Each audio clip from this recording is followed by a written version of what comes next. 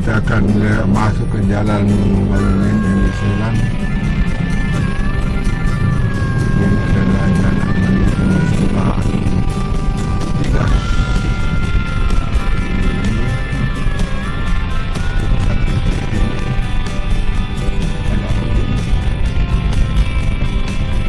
Jadi jalan ini adalah jalan Monumen Eni Selan 3.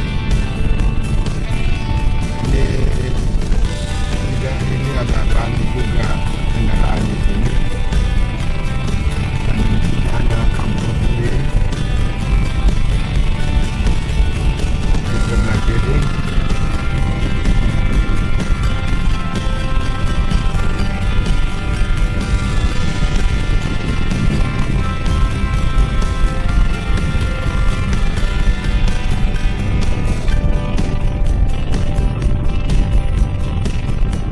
Perumahan Kompleks Sakralia sebelah ini juga.